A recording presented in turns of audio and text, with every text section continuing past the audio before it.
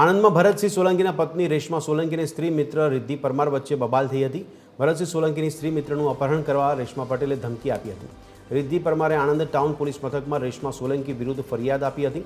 રેશમા પટેલે મથકમાં હાજર થયા હતા અને જ્યાં પોલીસે તેમની પૂછપરછ કરી હતી।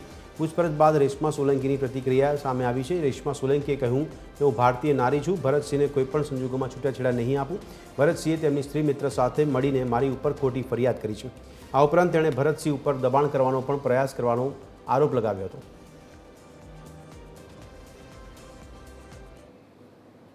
તદ્દન ખોટી ફરિયાદ કરવામાં આવી છે। એવું કશું બન્યું જ નથી। મેં એ છોકરીને કઈ કીધું જ નથી આવું બધું કે તું હું તને બીભત્સ ગાળો બોલું, ધાક ધમકી આપું। મારો કોઈ એવો ઇન્ટેન્સ છે બી નહીં અને એ ધાક ધમકી આપવા માટેનો એ ટાઈમ બી મારી પાસે નતો।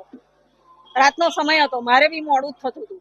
હું તો કહું છું કોંગ્રેસને કે તમે પબ્લિકમાં શું મહિલા વિશેના મુદ્દા લઈને શું જાઓ છો, જ્યારે તમે મને જ ન્યાય નથી આપી શકતા। હું કોંગ્રેસ પરિવારની હજુ બી બહુ છું, તો મને ન્યાય નથી અપાવી શકતા, તો તમે પ્રજાને બીજી નિર્દોષ મહિલાઓને શું તમે ન્યાય અપાવી શકશો?